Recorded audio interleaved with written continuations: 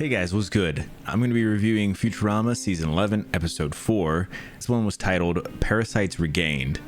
I'll be breaking this down in a few sections, and there will be spoilers. I just wanted to state that I was really excited about this episode, as Parasite Lost from Season 3 is one of my favorite episodes, so I had high expectations. Alright, let's go ahead and start with the summary. The episode opens with Leela walking Nibbler in the park, and Nibbler ends up eating a dog and their owner. We cut over to the news crew, and they have a line that actually made me laugh. Tonight's winning number was approximately 6. When Leela returns to Plan X, Nibbler runs into his litter box, and Leela states that it has nose-numbing crystals. These are going to be coming back in just a little bit. Leela and Nibbler then go see a foreign film, they go to lunch, and they head home to solve some puzzles together. Nibbler then appears to be sick, and Leela takes him to the vet. The vet informs them that Nibbler is infected with worms that are making him dumber.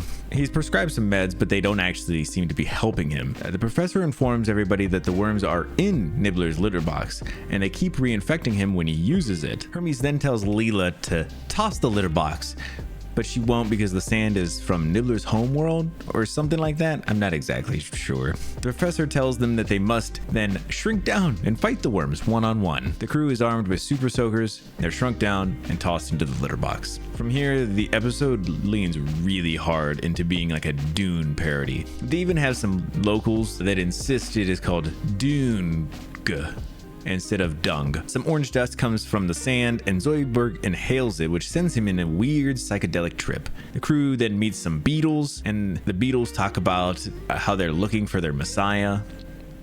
Like I said, kind of a Dune parody thing. The crew is told that they need to go to a giant sphere to find the worms, but all the paths lead to death. There's like a queen beetle, and she says that she can find the safest way, but she has to go into the glitter chamber and inhale a bunch of that same orange dust Zoidberg breathed in earlier. Back at Plan X, Nibbler's chewing on everything, and they have to put him in the cone of shame. We then go over to the queen saying that she has seized the path, and then they are going to be taken by the beetle's second best guard. Bilgar is our second best guide. The guard creates a diversion, and the crew runs for the sphere, but the sandworm comes up from the ground, knocking the crew off a cliff. Leela then inhales some of the orange dust, but luckily the crew actually just makes it to the sphere with no problems. The worm is revealed to be made up from a bunch of the worms, like the worms from Parasites Lost, and then the crew fight them.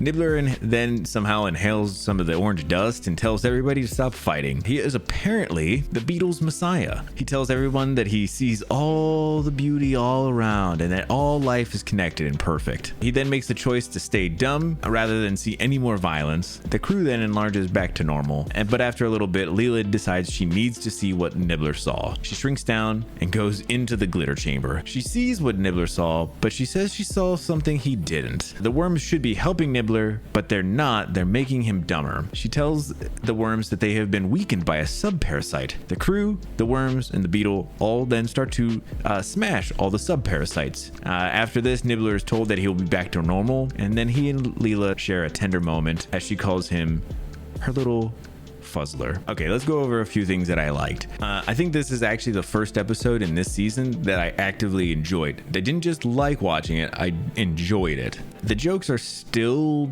pretty okay, but it seems like a lot of one-liners are the ones that are really good.